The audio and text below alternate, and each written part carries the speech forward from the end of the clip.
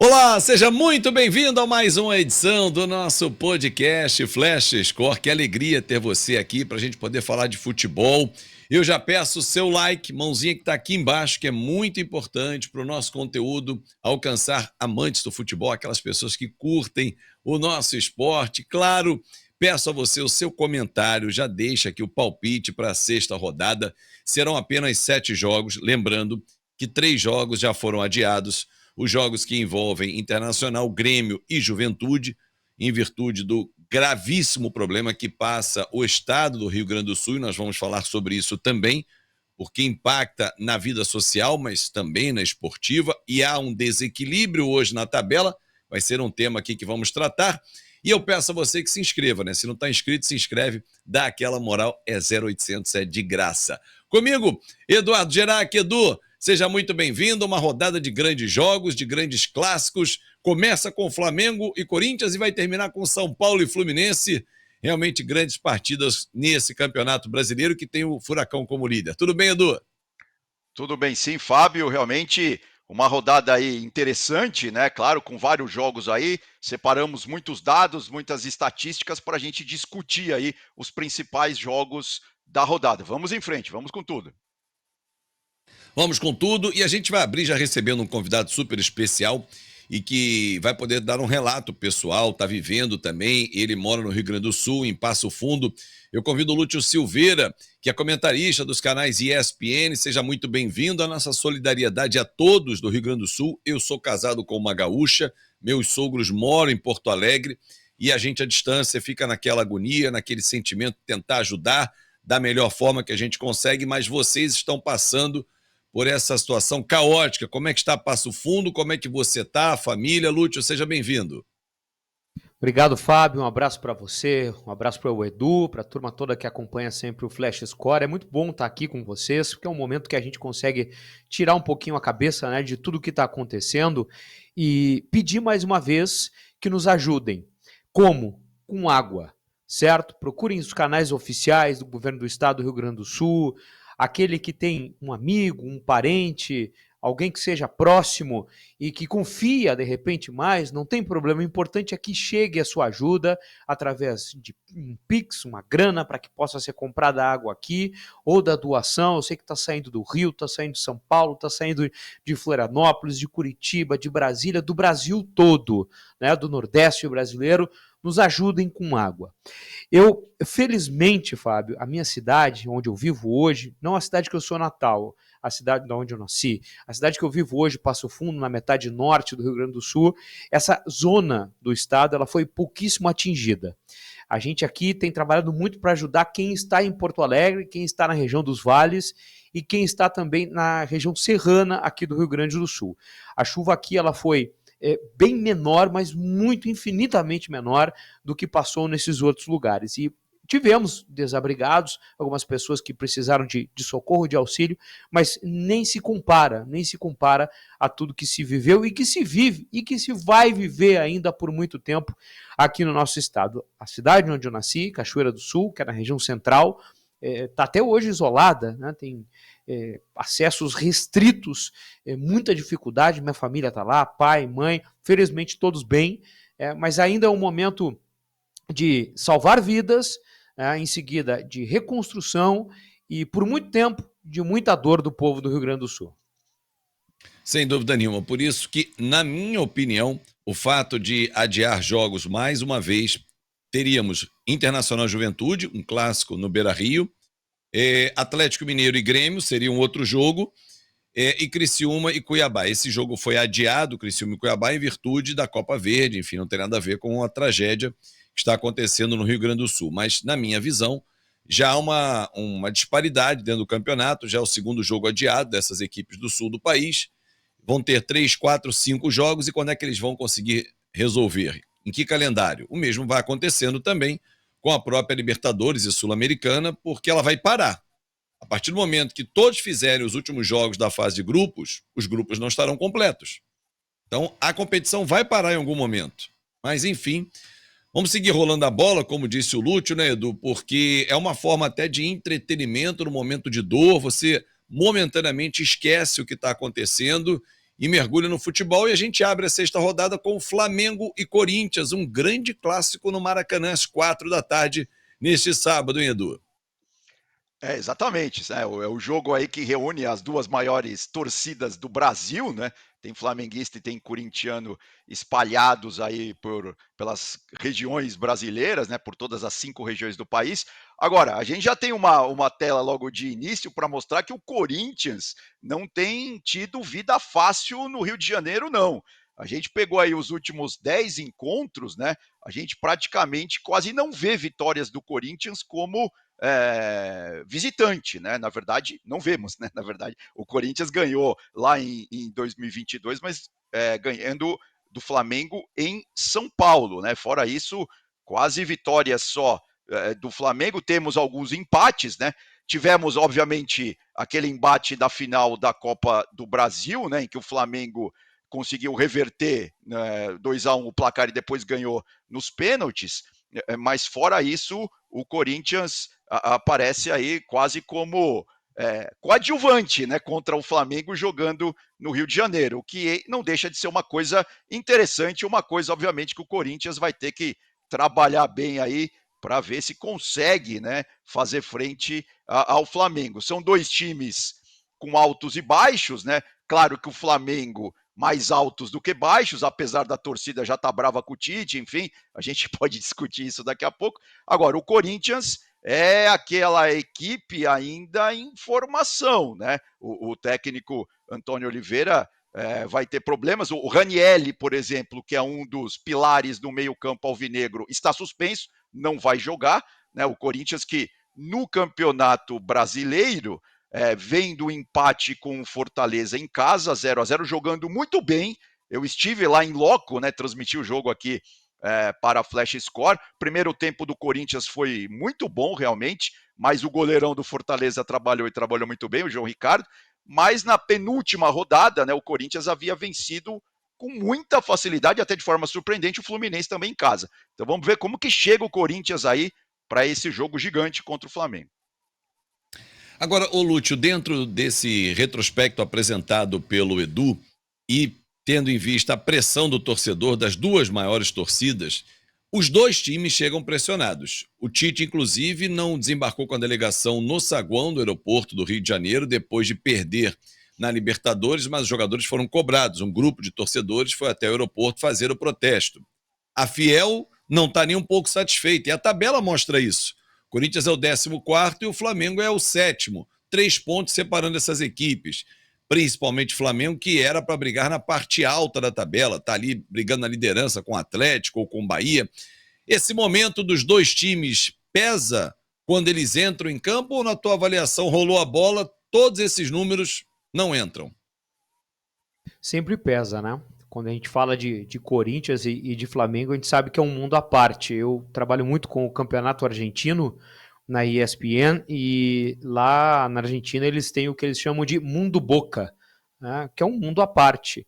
E dá para a gente transportar para cá, colocar o mundo Corinthians, o mundo Flamengo. Ali, qualquer coisa que é feita de boa e de ruim ecoa demais, né? Então, como o momento é de instabilidade, eu colocaria de instabilidade, porque os dois times têm potencial para isso, né? Para sair, para reverter qualquer situação adversa de momento. E vamos combinar, quem não oscilou nos últimos tempos? Talvez o Palmeiras, né? Seja a única equipe que não tem oscilado nos últimos anos. Está sempre em cima, em outro patamar. Os demais, até o próprio Flamengo, né, que sempre tem ótimos times, que tem grana para investir, oscilou, tanto é que o Tite não está há tanto tempo assim no Flamengo, é sinal de que teve que trocar em algum momento, algumas vezes por conta do próprio clube, né, até hoje a inexplicável saída do Dorival de lá. Mas é um momento sim de instabilidade e que certamente haverá essa cobrança. Agora, não necessita ser demasiada, né? Porque é um início de temporada ainda, né? Eu digo mais com relação a competições mais importantes, tirando os estaduais, então há tempo suficiente para qualquer dar a volta. Não tem absolutamente nada perdido, nem para um lado e nem para o outro. Eu sei que a tabela do Flamengo na Libertadores deu uma complicadinha e tal, mas há total condição de reversão de situação. e ambos avançarem nas suas competições. Um está na Libertadores e outro na Sul-Americana. Agora, o Edu, esses números do campeonato, analisando friamente os 5 jogos, o que a gente consegue enxergar?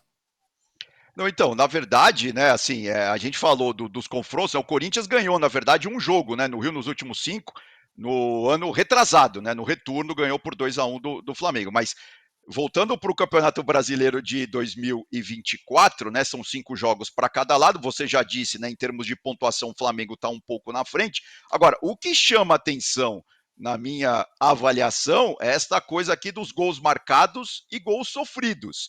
Ambos estão com 0, né, de saldo, né? O Flamengo fez 5 e tomou 5, e o Corinthians que fez 3 e tomou 3. O Corinthians que não consegue, né? Os 3 que fez foi numa única partida contra o Fluminense. O Corinthians que, por exemplo, contra o Fortaleza, teve até um bom volume de jogo, né? Foi para cima, realmente envolveu a equipe do Vojvoda, mas não conseguiu botar a bola na rede, que é o que interessa no futebol.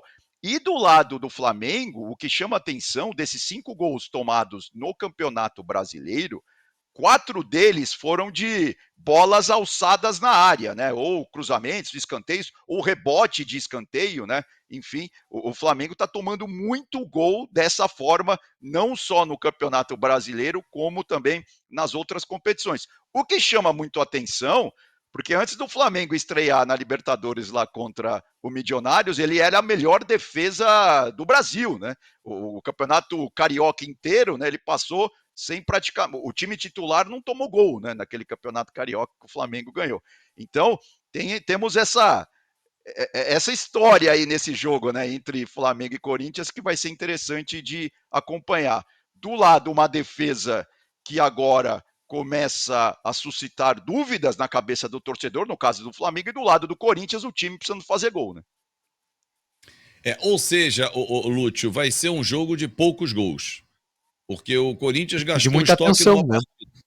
E de muita tensão, inclusive. Não só atenção, acho que tensão também para o torcedor, porque qualquer bola levantada na área do Flamengo vai ser um desespero. E quando o Corinthians for atacado, sabe que do outro lado também tem peças importantíssimas e pesadas, né? Mas dá para imaginar um Flamengo-Corinthians diferente do que já aconteceu nesse Campeonato Brasileiro? Ou a média dos últimos jogos, dos 5 primeiros, essa média vai entrar em campo? Assim, é um time do Corinthians que não ataca muito, do Flamengo falha muito defensivamente. Isso aí uma hora não tem que acabar, não, Lúcio?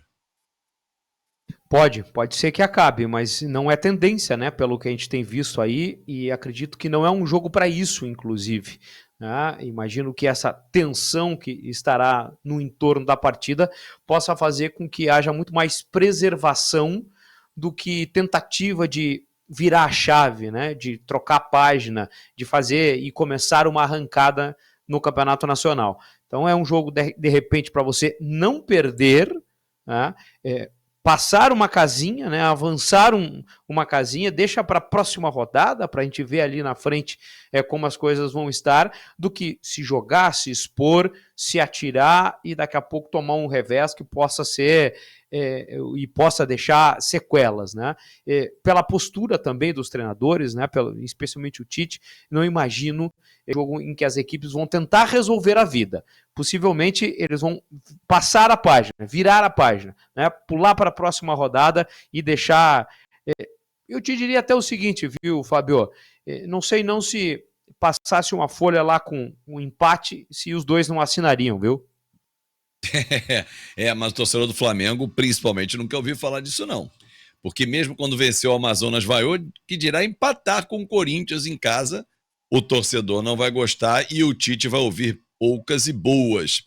Esse é o único jogo do sábado, porque teria o Atlético Mineiro com o Grêmio. Esse jogo foi adiado em virtude do momento de calamidade pública que vive o Rio Grande do Sul. E aí a gente entra no domingo com jogos de 4h, começando com Fortaleza e Botafogo. Um Fortaleza dentro do Campeonato Brasileiro ainda mal posicionado, é o 12º colocado, não perdeu, mas apenas 3 empates, são 4 jogos. Tem um jogo que está devendo por conta da Copa do Nordeste. Venceu 1, empatou 3. Um Botafogo que começou perdendo, depois engrenou 3 vitórias, subiu, está no G4, mas perdeu em casa para o Bahia. O que esperar desse jogo no Castelão, Edu? Não, sem dúvida, você introduziu muito bem o assunto, né? O Fortaleza precisa mostrar o que veio no Campeonato Brasileiro, pelo menos, né? Porque é um time que ganhou do São Paulo, né? Lá na estreia, no primeiro jogo, jogando fora de casa, no Morumbi, depois realmente começou a só empatar, né? Contra o Corinthians, por exemplo, que é o último jogo, né? Para pegar aí os dois recortes do início na campanha do Brasileirão e essa última partida.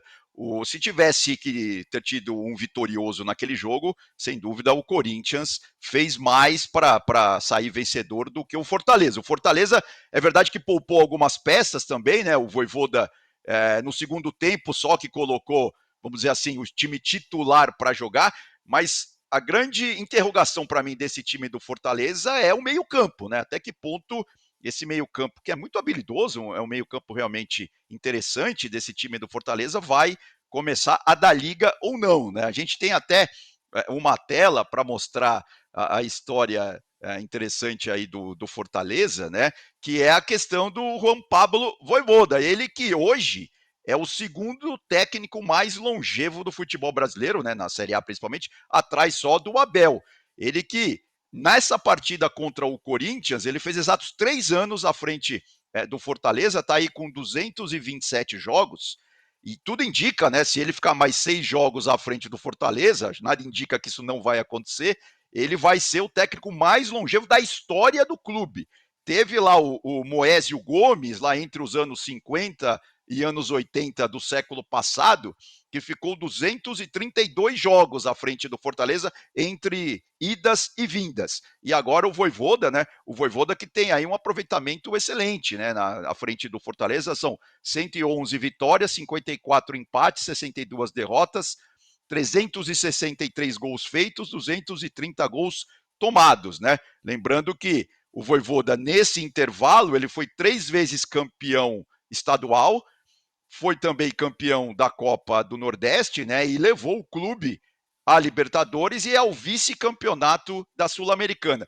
E é interessante, Fábio, porque do outro lado, do caso do Botafogo, né? Todo mundo acha que a SAF é uma panaceia, vai resolver todos os problemas. Nesse mesmo intervalo aí que o Vojvoda está na frente do Fortaleza, tudo bem que a SAF é só de 2 anos para cá, mas nesse intervalo de 3 anos, o Botafogo teve 10 técnicos, né? Aí sim, depois que a SAF entrou, teve o Luiz Castro, né, que ficou 81 jogos, ele que foi embora porque quis, né, não foi demitido. E aí depois disso, o Botafogo, contando com o atual, com o Arthur Jorge, já teve 6 treinadores. Então, vamos ver aí, fora de campo tem esse enredo, né? Vamos ver dentro de campo o que vai acontecer entre Botafogo, melhor, Fortaleza e Botafogo. O jogo é lá no Nordeste.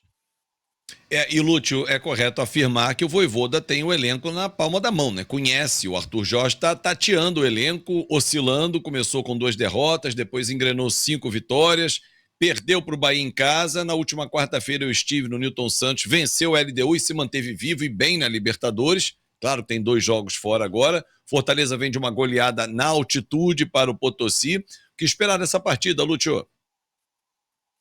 Primeiro, deixa eu só completar lá a questão do assinar o empate, né? Os treinadores assinariam o empate. A torcida do Flamengo, evidentemente, que não quer saber de nada, quer ganhar o jogo, óbvio, né?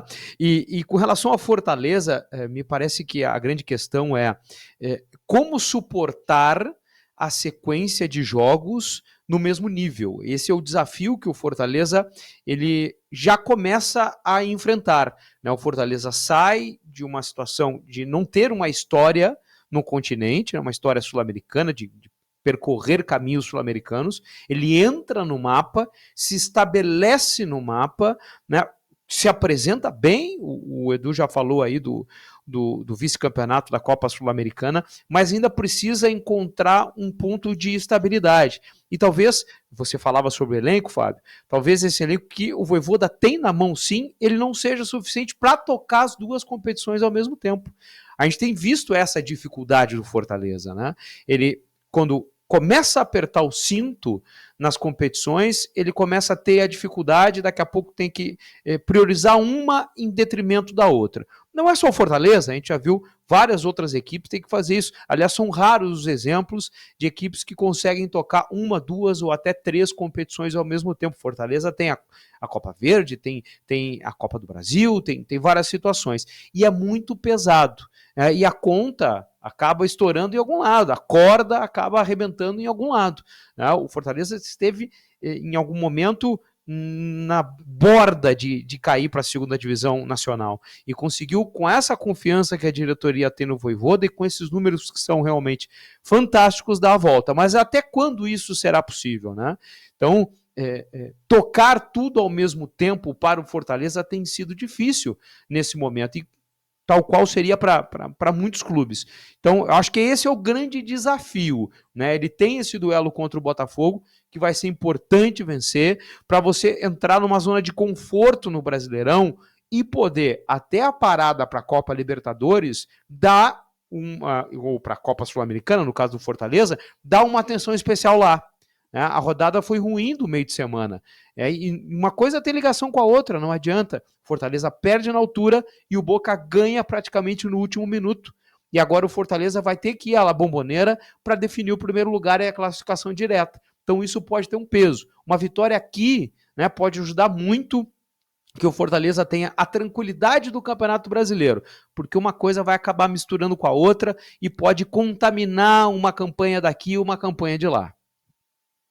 E esses números que a gente observa aí, o Edu, eles mostram muito a atuação do time, desarmes, a intensidade do meio-campo, dos lançamentos, enfim. Queria que você dissecasse esse Fortaleza e Botafogo através dos números, Edu. Não, então, uma questão interessante do Fortaleza é exatamente, né, a gente destacou aqui os lançamentos contra o Corinthians, né, que foram 43 lançamentos feitos, 24 certos, e olha a média do Fortaleza no campeonato, é praticamente a mesma, né, quer dizer, é exatamente a mesma, se a gente fizer o arredondamento matemático correto, vai dar 43 a 24, vai dar exatamente a mesma coisa. Isso tem sido uma característica do time do Vojvoda, de ser muito vertical. Contra o São Paulo, por exemplo, deu muito certo, né? O Fortaleza, que venceu o São Paulo na estreia por 2-1, os 2 gols do Fortaleza foram... O São Paulo ainda estava com o Carpini, né? Muita gente discutia até que ponto as mudanças do Carpini desmontavam o time, e os 2 gols do Fortaleza saíram no segundo tempo em jogadas muito rápidas, né, de transição. Contra o Corinthians, o Fortaleza teve também essa chance, o Breno Lopes perdeu um gol cara a cara com o Carlos Miguel, ainda no primeiro tempo. Então vamos ver se o Fortaleza, para cima do Botafogo, consegue também implementar, obviamente jogando em casa, diante da sua torcida, essa característica que tem sido marcante aí da equipe do Fortaleza. E do lado do Botafogo, o que eu acho que tem melhorado a vida do Botafogo dentro de campo, apesar que contra o Bahia perdeu, é verdade, mas é a quantidade de desarmes, né? O Botafogo que está mais, vamos dizer, com sangue nos olhos, né? Tá chegando mais junto, vamos dizer assim, na linguagem popular do futebol. Contra o Bahia foram 75 desarmes, sendo que a média no campeonato do Botafogo tem sido 6-6. Então, assim, vamos ver o que vai sobressaltar aí nesse jogo, né? Se é esse estilo mais vertical do Fortaleza ou se realmente o Botafogo vai conseguir chegar mais junto para desarmar melhor a equipe do Vojvoda. Vai ser um duelo bastante interessante lá em Fortaleza. Não tem a menor dúvida no Castelão. Agora, duelo interessante, temos também às 16h, porque lá em Barueri, esse jogo, o Palmeiras, que a gente espera demais, todo mundo coloca o Palmeiras como um dos times que vai brigar pelo título, é favorito e tal. E, aliás, só para o jogo do Botafogo terá transmissão Flash Score com o Anthony Wells, e o Palmeiras e Atlético Paranaense, o Marcos Noronha estará lá em Barueri, direto do estádio, contando tudo para a galera Flash Score. E aí, o Edu, já prepara aí as tuas informações, mas eu quero antes ouvir o Lúcio, porque esse Palmeiras, ele está muito diferente no Campeonato Brasileiro em relação à Libertadores. A gente olha a tabela falando, cadê o Palmeiras? 6º lugar? O Atlético Paranaense, que é o adversário, que é o líder, não está errada essa posição, não? Ou o Palmeiras está priorizando a Libertadores, Lúcio? Você imagina, né? Se o Palmeiras está com essa dificuldade, o que sobra para os outros, né? E eu falava agora há pouco da dificuldade toda do Fortaleza em poder conduzir todas as suas campanhas da mesma forma. não é simples, não é fácil. O Palmeiras está aí, é um exemplo. É claro que ele tende a melhorar, né? O Palmeiras me parece que foi surpreendido pela derrota perante o Internacional, não que o Inter não tivesse essa condição, mas não era o melhor momento do Inter, né? E o Inter vai a São Paulo e acaba ganhando do Palmeiras. Eu acho que esse é o resultado fora da curva para a equipe do Abel Ferreira, que vai, repito, chegar nas cabeças, tanto em uma como em outra competição, eu não tenho nenhuma dúvida disso. Mas é importante tocar todas ao mesmo tempo, e o Palmeiras talvez seja a única equipe que tenha a real condição disso. Talvez também já não tenha aquele mesmo plantel tão grande, tão gigante que já teve em algum momento, que se falava muito, se colocar o time reserva do Palmeiras é campeão brasileiro, o titular é campeão da Libertadores. Talvez não seja assim mais, né? Mas ainda tem muita condição. Vamos lembrar que ainda vem a janela ali na frente, aí o Palmeiras possivelmente seja a equipe que tenha mais possibilidade de incorporar. Vai ter, por exemplo, o Felipe Anderson, né, que está retornando ao Brasil, já está confirmado, e assim por diante. É um time que hoje, é um clube que hoje está estabilizado e em cima, né? Está estabilizado em outro patamar, em outro platô, como eu falei agora há pouco aí. Esse brasileiro para o Palmeiras pode servir de um ótimo aquece para, com todo o respeito ao Brasileirão, para a Libertadores, que a gente sabe que o torcedor é apaixonado pela Libertadores, né? Então o Campeonato Brasileiro acaba servindo como um grande aquece para a campanha continental. Agora precisa se recuperar, né? Não é normal, não é natural a gente ver o Palmeiras ali na linha de corte do G6. E para você, Edu, nesse confronto aí que tem números interessantes, mas o que esperar desse confronto em Barueri? Tem uma história interessante, né? Assim como a gente discutiu entre Flamengo e Corinthians, né? Que o Corinthians não tem tido vida fácil no Rio. É engraçado também, interessante, melhor dizendo, né? Que o Atlético Paranaense, apesar de ser um time muito bem formado todos os anos, né? Ser um time sempre competitivo, agora com o Cuca à frente não ter sido diferente. Todas as vezes que o Atlético Paranaense veio para São Paulo nos últimos anos, né? A nossa tela mostra bem isso, ó. Em 5 jogos como visitante, o Atlético Paranaense ganhou apenas um, que foi lá no dia 3 de julho de 2022, venceu 2-0 o Palmeiras. É verdade que aqui no meio do caminho tem o duelo pela Copa Libertadores também de 2022, que o Furacão tirou o Palmeiras, né, daquela final, era semifinal, o Palmeiras estava ganhando, o Atlético Paranaense empatou 2-2 no Allianz Parque e acabou tirando o Verdão da final, o Atlético Paranaense que depois iria para a final, iria perder o título para o Flamengo. Mas o Atlético Paranaense não tem tido vida fácil, não, aqui em São Paulo. Agora, tem uma coisa também que me chama muito a atenção nesse ataque do Palmeiras, né? Se a gente falou do Corinthians, não dá para não falar também do ataque do Palmeiras, né? Porque o Palmeiras, em 5 jogos no Campeonato Brasileiro, ele sofreu um gol, né? Que foi exatamente o da derrota para o Inter, né? Que o Lúcio já mencionou, mas ele só marcou 3 gols no campeonato todo, né? Porque ele teve 2 empates em 0-0 com os times, vamos dizer assim, mais fortes, né? Ele empatou em casa com o Flamengo por 0-0, empatou no Morumbi com o São Paulo também em 0-0. Aí venceu o Vitória lá na primeira rodada, foi gol do Richard Rios, e depois, na última rodada, venceu sem maiores problemas o Cuiabá fora de casa por 2-0, gol do Lázaro e gol do Estevão. Ou seja, o Palmeiras está precisando colocar mais a bola na rede, né? Precisa ver o que está acontecendo ali. Tem criado, é verdade, eu acho que o problema não é de criação, apesar que a gente pode discutir aqui se o Veiga está realmente numa boa fase ou não, eu acho que não, mas enfim, as coisas estão melhorando, mas a verdade é que o Palmeiras não está empurrando a bola para o fundo do gol, não, principalmente no caso do Campeonato Brasileiro. E do outro lado, o time do Cuca já aparece aí entre os melhores ataques da competição da Série A. O Botafogo é o melhor ataque hoje com 11, depois o Atlético Mineiro aparece com 9, aí tem o São Paulo e o Bahia com 8, e o Atlético Paranaense já aparece ali junto com o Red Bull e com o Cruzeiro com 7 gols marcados. Então, entre esse um dos melhores ataques da competição e esse outro ataque que não faz gols, que não está fazendo gols, vamos ver quem que vai levar melhor no domingo lá na Arena Barueri, né? O Allianz Parque vai receber um show musical, por isso não vai sediar essa partida. O Lúcio, dentro desses melhores ataques, né, tem duas goleadas, né? O Atlético estreou goleando o Cuiabá e o Botafogo goleou o Juventude, ou seja, não são times que fazem muitos gols por partida, né? Porque Uma só o Atlético aí, como disse o Edu, 7 gols mais 4 ele gastou numa partida só. Depois foi ganhando 1-0, 1-0, mas também vale 3 pontos. E o Botafogo, dos 11, 5 ele fez num jogo só. O que, por exemplo, indica que quando você tem esses times pela frente, não são aqueles rolos compressores que vão passar por cima fazendo muitos gols. Mas pode acontecer e o Palmeiras tem que ficar muito atento, hein? É importante ser equilibrado, né? Vamos lembrar a campanha de descenso do Grêmio, a última, foi o melhor ataque e a pior defesa. Aí não dá, né? Precisa ter um meio termo nisso tudo, não precisa nem ser 8 e nem ser 80. Né? Fazendo uma boa média, sendo equilibrado, como eu disse, você tem a condição de ficar muito bem posicionado dentro do Campeonato Brasileiro, que é uma competição de fôlego. Não adianta nada também você sair numa disparada doida.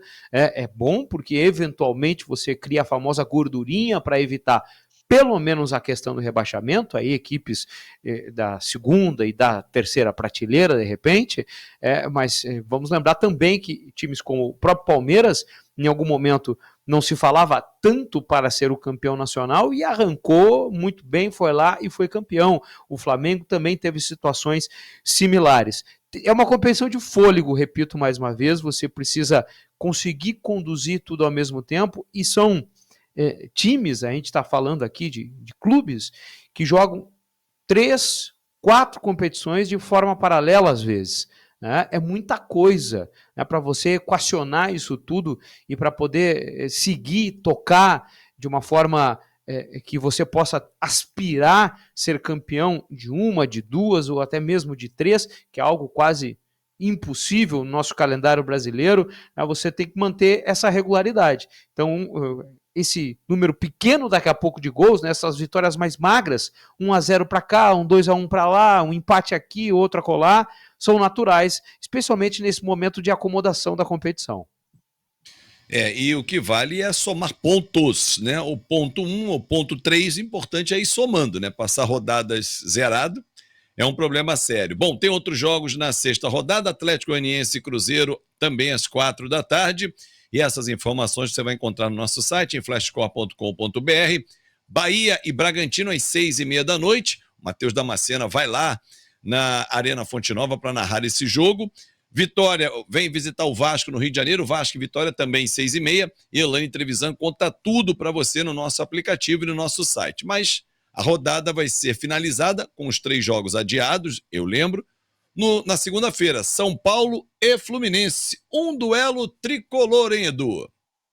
Esse jogo que estava marcado também para as 19 horas já mudou para as 20, né? Vai ser no Morumbi, 20 Isso. horas na segunda noite. Na verdade, Fábio, esse jogo é interessante também, porque assim, o São Paulo, vamos começar pelo São Paulo que está jogando em casa, né? O São Paulo vem aí de uma série meio surpreendente, vamos combinar assim, né? Para quem estava lá aos trancos e barrancos com o Carpini, né? O Zubeldia chegou em 5 jogos e meio. Por que eu digo 5 jogos e meio? Porque teve aquele jogo contra o Atlético Goianiense que ele já estava ali no estádio, mas ele não ficou à frente do banco ali, né? Ele não ficou no campo. Quem estava dirigindo oficialmente São Paulo naquele dia era o Milton Cruz, o auxiliar técnico de décadas, né, do São Paulo. Mas depois de 5 jogos, foram 4 vitórias e um único empate. E o único empate em casa diante do Palmeiras. As 4 vitórias fora de casa. Essa é uma série que não acontece com o São Paulo desde 2012. Desde 2012, o São Paulo não ganhava 4 jogos fora de casa seguidos. Lembrando que no ano passado, né, no Campeonato Brasileiro, o São Paulo teve uma única vitória fora de casa no Brasileirão, na última rodada como visitante, né, lá contra o Bahia. Então, assim, uma reviravolta grande no São Paulo. Agora o São Paulo, pelo contrário, vai ter uma série gigante, são 5 jogos direto no Morumbi, né? Porque um dos jogos seria com o Inter em Porto Alegre, esse jogo já está adiado também. Então, assim, vamos ver aí o que o São Paulo vai fazer em casa, né? Diante da sua torcida. Vamos ver se essa série continua. Agora, a gente tem até um campinho para mostrar, porque assim, uma coisa interessante que eu acho que o Zubeldia fez, a primeira coisa foi colocar o Luciano no lugar certo dele, vamos dizer assim, né? Porque o Luciano, com com o Carpini, com os outros treinadores, mesmo com o Dorival ano passado, estava jogando um pouco mais no meio campo, mais armando o time do São Paulo. E não é a dele, né? Segundo o Zubeldia, ele estudou os gols que o Luciano fez com a camisa do São Paulo desde 2020, e agora ele está colocando ele mais dentro da área, mais perto da área, e isso tem dado muito certo, né? Não só no Brasileiro, como na Libertadores, o Luciano já é o artilheiro do São Paulo nessa temporada. E uma outra coisa interessante, na minha avaliação, é que ele tem colocado ali o Alisson e o Bobadilla, né? O Pablo Maia se machucou, então o Alisson e o Bobadilla como volantes, né? O Alisson mais com a missão mais de sair jogando, mais com essa incumbência, né? De ter aquela bola junto ao zagueiro, sair jogando. O Bobadilla é mais de marcação. E aí colocou 2 alas, vamos dizer assim, né? O Igor Vinícius e o Michel Araújo é o que estão jogando mais. E ali no meio tem entrado o Rodrigo Nestor, mas enfim, tem entrado às vezes o Galopo. Então o Zubeldia deu uma cara para esse São Paulo. E aí o que eu destacaria, né, é que a grande mudança nesse time de São Paulo foi que o São Paulo está jogando mais coeso, está mais próximo os jogadores do São Paulo, estão com mais disposição também. Então isso tem virado a chave. Vamos ver se o São Paulo consegue manter essa toada, né? O São Paulo que nesse meio de semana, por exemplo, por antecipação, já se classificou para o mata-mata da Libertadores, ganhou lá no Chile do Cobresal por 3-1. Para quem havia perdido o primeiro jogo, como perdeu lá na Argentina para o Tajeres, é uma boa notícia e tanto, né, para o torcedor do tricolor paulista. A gente pode até colocar na tela para o Lúcio poder já comentar o clássico tricolor, a escalação do Fluminense, né, os prováveis 11, porque a gente observa, o Lúcio, um São Paulo em transformação e o Fluminense do Diniz em busca da afirmação, daquele 2023, da retomada. Perdeu o André machucado, o Keno está voltando de contusão, Samuel Xavier está contundido. Esse Fluminense 2024 está bem diferente do 2023, hein, Lúcio? É difícil você conseguir a manutenção, né, do sucesso, não é simples. 2 temporadas, 3 temporadas seguidas de excelência, como foi a do Fluminense no ano que passou. Então é normal essa turbulência no decorrer do projeto do Diniz, que é muito bom, né? Não há de se mexer nisso. O Diniz tem muito mérito lá na construção dessa ideia, desse time, e as coisas devem continuar. É um período de turbulência, como eu disse, mas que tem tudo para passar, porque tem muita qualidade o Fluminense, né? Então, tempo ao tempo, de repente a janela pode ajudar, né? Tá chegando o Thiago aí, que é um reforço e tanto. Eu não sei, aí a minha única crítica ao Fluminense, e especialmente, quem sabe, a sua diretoria, foi não ter dado uma atenção maior à sua linha defensiva de uma temporada para outra. Não é sempre, eu costumo brincar que não é sempre que a manteiga cai para cima. Você não pode ficar botando volante ali, improvisado, achar que vai dar certo, né? Jogador que, esse vai jogar comigo, eu vou recuperar, lá ele não foi bem, mas aqui ele joga. Não dá, né? O Fluminense, mesmo tendo sido campeão da Libertadores, ele não tem esse direito, né? E não tem varinha mágica para transformar um jogador que não vem bem, que daqui a pouco até é insuficiente para estar no Fluminense. Não, bota ele aqui que tá tudo certo, nós somos campeões da América e vamos em frente. Não funciona. Não funcionou com o Grêmio lá 17, 18, não funcionou com os campeões seguintes, com o Flamengo, que teve que em algum momento trocar o seu sistema defensivo também. Os jogadores já foram ficando com fadiga dos metais. Não é uma simples repetição da coisa, né? Você precisa passar o scanner, olhar tudo que foi feito de bom e de ruim, e a partir daí você fazer os reparos. Me parece que o Fluminense pecou um pouquinho, agora está consertando com o Thiago Silva, mas pecou um pouquinho nessa questão para a abertura da temporada. E sobre o São Paulo, ele alcançou aquilo que eu falava, que daqui a pouco o Fortaleza gostaria de ter alcançado já, ou outros clubes, que já tô livre da Libertadores, né? Já consegui a minha classificação, o Galo também conseguiu isso, né? O Atlético Mineiro também conseguiu isso, né? Então ele pode focar aqui no Brasileiro. E no caso do Zubeldia, que está chegando, extraordinário, né? Porque ele diminui, distensiona numa competição e consegue ter um olhar maior e melhor na outra, no caso, o Campeonato Brasileiro. Para ele poder desenvolver o trabalho dele, ele está só chegando. É muito bom esse começo, mas é só o começo. e pode oscilar, né? E pode oscilar porque ele ainda está entendendo como as coisas funcionam aqui no Brasil. Exatamente, Edu. Agora, tem dois jogadores, como a gente está mostrando aí, que podem fazer a diferença, hein, Edu? Não, sem dúvida, né? Eu já tinha mencionado, né? Se o Luciano, na minha avaliação, no meu modo de ver, foi para o lugar certo, o Alisson também está aparecendo mais nesse time do Zubeldia, e eu concordo com o Lúcio, né? Vamos ver quando o Zubeldia começar a perder, começar a ter problemas aí pela frente, né? Vamos ver o que vai acontecer, porque por enquanto é um céu de brigadeiro, né? Então, em relação ao Alisson, ele também jogou já 5 jogos, ele é o titular absoluto ali do meio campo de São Paulo, a bola está passando muito pelos pés dele, né? Como a gente vê aí em termos de passes certos e errados, ele tem uma boa eficiência na quantidade de passes, tá chegando até perto da área, já deu uma assistência e chutou 2 vezes no gol, mas não fez nenhum gol, né? Então vamos ver se o Alisson vai ser realmente essa peça aí que estava faltando, ou que está faltando no meio-campo do São Paulo. O Zubeldia, é verdade, também gosta de um time mais vertical, né? Que joga mais em direção ao gol, não é mais aquele time de toque de bola que era, por exemplo, do Dorival.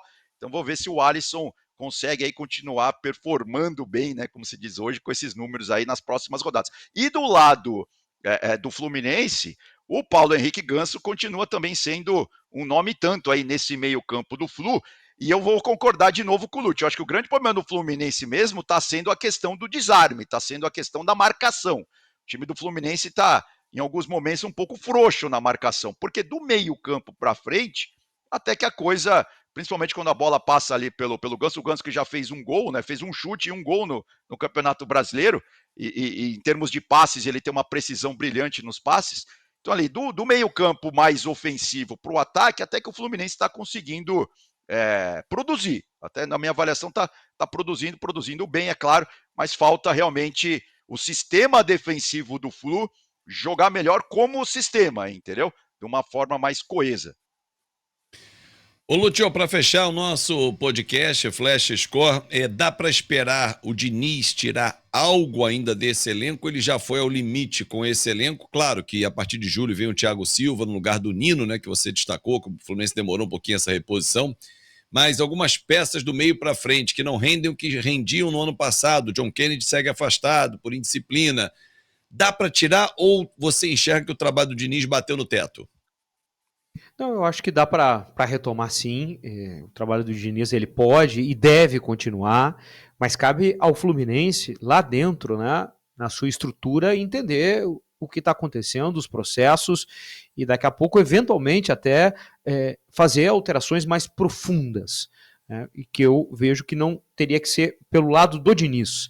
Acho que a ideia do Diniz ela está aí, ela está consagrada. Ela rendeu um fruto maravilhoso, que é a conquista da Copa Libertadores da América, e seria muito ruim, né, por um momento de instabilidade, você tirar o mentor disso tudo. Então vamos tirar o time todo, não está funcionando, vamos trazer outro time? Não, mas você tem que ter a capacidade de detectar aquela situação, aquele ponto que porventura, por um motivo ou outro, não esteja funcionando. O Fluminense tem que ter essa capacidade, né? Não é porque foi campeão ali que vai ter que ficar ali o resto da vida, né, mesmo não rendendo. Se alguém não está bem, fisicamente, taticamente, de comportamento, de interesse, bom, que se faça a troca. O Fluminense é muito grande, ninguém é insubstituível. O Fluminense já teve o Romerito, já teve o Rivelino e o Ézio, entre outros tantos jogadores que marcaram na história do clube. Citei só alguns aqui, Ricardo Gomes, enfim, e o Fluminense seguiu, a instituição centenária. Então, esses aí ganharam. Isso é um problemaço do futebol brasileiro. Não sabe encerrar ciclos, tá? Porque ganhou, vai ficando ali, inclusive arranhando a sua imagem de ídolo daqui a pouco. Estou colocando uma situação pontual aqui, pode ser que tenham outras, ou pode ser que não tenha nem isso que eu esteja falando, mas eu estou falando por experiência do que eu vejo no Sul, com o Inter e os seus times campeões de Libertadores, com o Grêmio mais recente, campeão de Libertadores. O Grêmio não soube detectar, bom, aqui deu, chegou, nós precisamos fazer uma troca, vai ser doída, dolorida, nós vamos bater de frente daqui a pouco com parte da crônica ou até com a torcida. Como que vai mexer nesse aqui que foi campeão da América? A vida segue para o atleta e para o clube. Então tem que ver o bem de todos, o bem comum para o barco seguir em frente. E o comandante, ele tem que ficar, que é o Diniz. Viu, Fábio? Não, e Oi, Edu. só para arrematar essa história do Fluminense, eu falei até que tá produzindo e tal, assim, o Fluminense é o que o Lúcio também já falou, é aquele time que no momento tá desequilibrado, né? Ele tem 7 gols feitos, 7 gols marcados, ou seja, tá entre os melhores ataques da competição, mas já tomou 10. É a pior defesa hoje do Campeonato Brasileiro, junto com o Vasco e com o Cuiabá. É verdade que o Fluminense e o Vasco tem um jogo a mais do que o Cuiabá, né? Os 3 times tomaram 10 gols. Então, assim, precisa realmente organizar melhor ali o coreto do Flu, né? Com certeza. Lúcio Silveira, comentarista dos canais ESPN, muito obrigado pela tua vinda. Volte sempre e força aos nossos irmãos gaúchos. Daqui a gente manda a nossa solidariedade, o nosso apoio e quem puder enviar ajuda financeira, donativos, enfim, mantimentos, material de higiene, porque não acaba agora. Não, a reconstrução vai levar um tempo.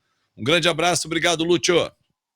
E até sobre isso, Fábio, também aproveitando para agradecer mais uma vez o convite, a minha opinião agora, não há como jogar futebol nos próximos 20, 30, 40 dias no Rio Grande do Sul. Não há. Eu sou favorável à paralisação do campeonato todo, pelo menos por umas 2 semanas, para que a bola de neve ela não fique tão grande como ela vai ficar em caso de não parar. E não vai parar, pelo menos a notícia deste momento.